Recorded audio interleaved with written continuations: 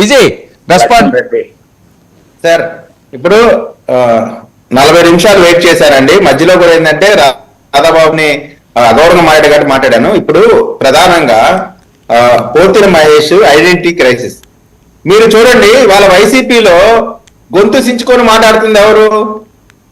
జనసేన నుంచి వచ్చినటువంటి నాయకులే. ఇటు లక్ష్మణ్ అయినా లేదు పోతిన మహేష్ అయినా లేదా ఇంకోడైనా వాళ్ళ పార్టీ నాయకులు వాళ్ళ రంగు తెలుసు కాబట్టి వాళ్ళందరూ సైలెంట్ గా ఉన్నారు. మనం ఎంత చించుకున్న విషయం ఏం లేదురా బాబు, మనం జస్ట్ యూజ్ అండ్ త్రో బ్యాచే అని వీళ్ళు ఏదంటే ఐడెంటిటీ క్రైసిస్. ఇప్పుడు పోతిన మహేష్ అనే అతను చిల్లరోడైనా ఎటువంటి వాడైనా సరే సామాన్యుడి నుంచి ఈ రోజున జగన్మోహన్ రెడ్డి అతను మెడలో కండువా వేసి పార్టీలోకి ఆహ్వానించారంటే దానికి కారణం పవన్ కళ్యాణ్ గారు. ఆడికి అంత క్యాండిడేచర్ వచ్చింది అంటే దానికి కారణం పవన్ కళ్యాణ్ గారు. అది గతం మర్చిపోయి మన స్థాయి మర్చిపోయి మాట్లాడితే ప్రజలు హర్షిస్తారంటే దానికంటే దౌర్భాగ్యం ఇంకోటి లేదు. ఇవాళ రంగా గారి వర్ధంతి రోజున రంగా గారి విగ్రహం దగ్గర రంగా గారి రక్తం పంచుకు పుట్టినటువంటి రాధాబాబు పైన నోటికొచ్చినట్టు మాట్లాడితే అందరూ చూస్తూ ఊరుకుంటారు అనుకుంటున్నారా? అంటే మేము ఇప్పుడు ఫిజికల్ గా దాడులు చేస్తే తద్వారా బీసీల పైన దాడులు చేశారని చెప్పి దాన్ని ఒక కులాల మధ్య గొడవగా మార్చాలనేటువంటి కుట్రలో భాగంగా ఈ రోజు అతను కామెంట్స్ చేశాడు.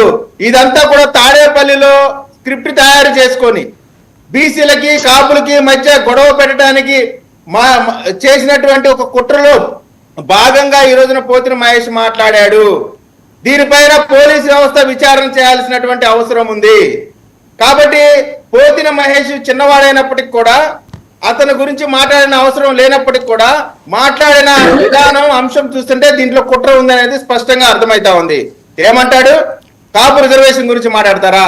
అరే బాబు, కాపులకి 5%, కేంద్ర ప్రభుత్వం 10%, అగ్రవర్ణాల్లో పేదవారికి 10% ఇస్తే దాంట్లో 5% కాపులకు ఇస్తే ఆ రిజర్వేషన్ ని ముందుకు సాగనివ్వకుండా చేసిన నాయకుడు మీ నాయకుడిని అడగడం చేతకాక మా పార్టీ మీద మీరు మాట్లాడుతున్నారు.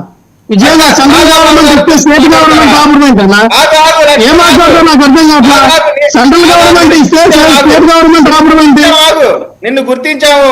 ఆగు. లక్ష్మణ్ అంటాడు మీది ఏ పార్టీ, మీది ఎక్కడుంది పార్టీ అని. ఏ పార్టీయో తెలియకుండానే నువ్వు నీ క్యాండిడేట్స్ ఆ రేంజ్కి వచ్చావా?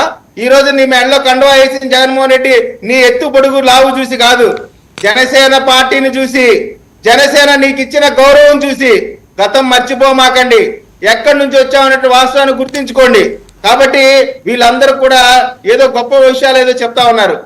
ఇవాళ పోతిన మహేష్ అయినా లక్ష్మణ్ అయినా ఎవరైనా సరే ఏ నాయకుడి ద్వారా మనం వచ్చిన వాస్తవాన్ని వాళ్ళు గుర్తించుకోవాలి. లేకపోతే వాళ్ళు గేటు కూడా రానిరండి, గేటు దాటి లోపలికి వెళ్ళమనండి. ఇప్పుడైనా వెళ్ళమనండి, ఇప్పుడైనా సరే వాళ్ళని జగన్మోహన్ రెడ్డి గారి ఇంటి గేటు దాటి లోపలికి వెళ్ళమనండి. కాబట్టి ఇప్పుడు చెప్తా ఉన్నానండి, ఇప్పుడు నుంచైనా సరే అది మహేష్ అయినా లక్ష్మణ్ అయినా ఎవరైనా సరే, రాధాబాబు ఒక గంగిగోవు లాంటి వాడి వ్యక్తి. అతను నీకు రాజకీయ పదవి కావాలా, రంగా గారి అభిమానులు కావాలా అంటే నాకు రాజకీయ పదవులు వద్దు. అది ముఖ్యమంత్రి అయినా ఎమ్మెల్యే అయినా ఎంపీ అయినా వద్దు. నాకు నా నాన్నగారి అభిమానులే నా కుటుంబ సభ్యులు. నాకు రాజకీయాల కంటే రంగా గారి అభిమానులే నాకు ముఖ్యం. నాకు రంగా గారి లెగసీ అవసరం కానీ రాజకీయ లెగసీ అవసరం లేదన్నటువంటి గొప్ప నాయకుడు ఈ రాష్ట్రంలో ఉన్నందుకు మనం గర్వపడాలా. అటువంటి నాయకుడిని ఒకడు బానిస అంటాడు. Useless fellows. కోపం వస్తా ఉందంటే రక్తం మరిగిపోతా ఉంది. రాధాబాబు గారిని బానిసనారంటే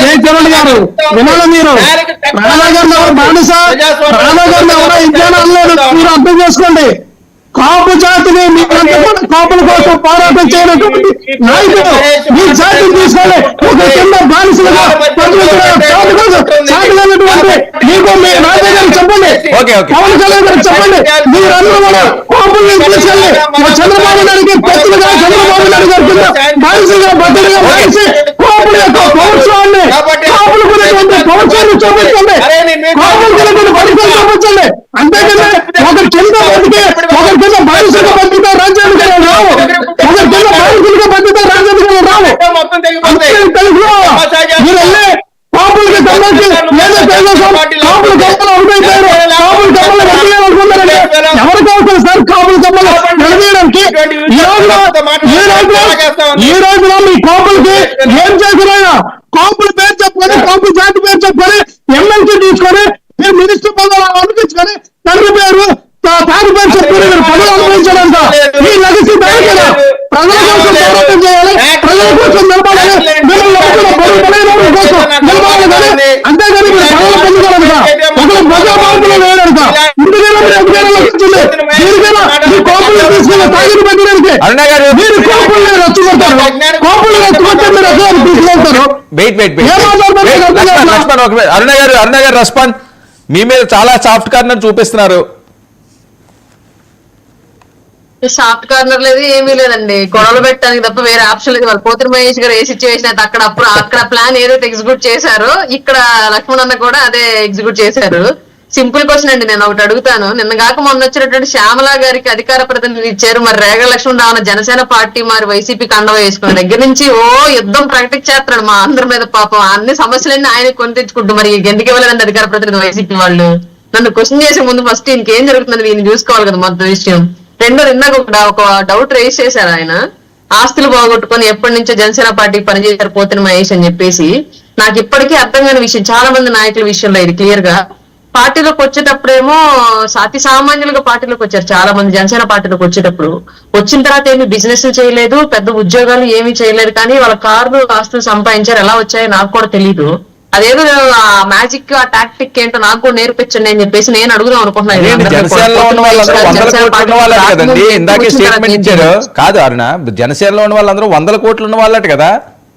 ఎక్కడండి? సరే మనం ఇప్పుడు గెలిచిన 21 మందిలో మాట్లాడుకుందాం. అదే 21 మంది అంటున్నారు కదా, మీకు తెలియదండి, మాకు తెలుసు వాళ్ళందరూ 100 కోట్లు ఉన్నాయి. అందులో దుర్గేష్ గారికి 800 కోట్లు ఉంటాయి, బొలిసిరి శ్రీనివాస్ గారికి 800 కోట్లు ఉంటాయి. ఏం మాట్లాడుతున్నారండి వీళ్ళు? అసలు గెలిచిన వాళ్ళలో ఎక్కువ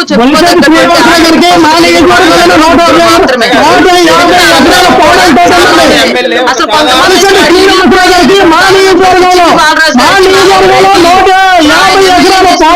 పవన్ కళ్యాణ్ గారు ఉండాలి కానీ మీరు అడిగారు కదా ప్రశ్న, ఆవిడ ఎవరెవరికి ఏంటి అంటున్నారు, ఆస్తులన్నీ ఆవిడ చెప్తున్నారు. అరే వినాలి మాధవి గారు ఒకటి పట్టుకుంటే ఎక్కడ అవుతుంది లక్ష్మణ్? మీ ప్రాంతంలో ఉన్న మాధవి గారికి 150 ఎకరాలు ఉండొచ్చు, నాకు తెలుసు. అది ఆవిడకి ఒక్కరికే ఉండొచ్చు. బొలిశెట్టి శ్రీనివాసరావు అంటే బొలిశెట్టి శ్రీనివాసరావుకి బొబ్బుల్లో 150 ఎకరాల పామాయిల్ తోట ఉంది. ఆయన డబ్బులు పార్టీలో సంపాదించిన ఆస్తులు ఉండకూడదా? ఎప్పుడు అరుణగారు ఏమన్నారు, రాజకీయ నాయకులందరూ అప్పుడు సామాన్యులకు వస్తారంటే రాజకీయాల్లోకి వచ్చిన తర్వాత కోట్లు సంపాదించమంటారంటే అటువంటి ఏదైనా చెప్పండి ఉంటుంది. ఎవరైనా వ్యాపారాలు చేసుకుంటారు, వాళ్ళ వ్యాపారాల్లో సంపాదించుకుంటారు. అది కూడా ఆవిడకి తెలియదు. క్రాస్ టాక్ మీరు మాట్లాడుతున్నప్పుడు తను మాట్లాడలేదు కదా. అన్నగారు రెస్పాండ్. నన్ను మాట్లాడమంటే నేను మాట్లాడతలేదు. మాట్లాడండి లక్ష్మణ్, వెయిట్ ఇస్తాను, నేను అవకాశం ఇస్తాను. జనసేన పార్టీలో వీళ్ళు చెప్తున్నటువంటి 100 కోట్లు ఉన్న వాళ్ళు ఎంతమంది 21 మందిలో ఉన్నారో ఒకసారి రౌండ్ ఆఫ్ చేసి మీరు పేర్లు చెప్పండి, చాలా ఇంకేం అక్కర్లేదు. ఇల్లు కూడా సరిగ్గా లేనటువంటి వ్యక్తులు లక్ష్మణ్ వినాలి కదా, మీరు తర్వాత లిస్ట్ చెప్పండి, నేను ఇస్తున్నాను కదా అవకాశం. లక్ష్మణ్, ఎందుకు క్రాస్ టాక్ వల్ల ఉపయోగం లేదు, టైం వేస్ట్. ఆవిడ అడిగారు, మీరు రాసుకోండి. క్లియర్లీ పార్టీ కోసం నిలబడ్డ వాళ్ళకి టాప్ ప్రయారిటీ ఇచ్చి తర్వాత వైసీపీ క్యాండిడేట్లు బలంగా ఉన్న చోట ఇప్పుడు మనం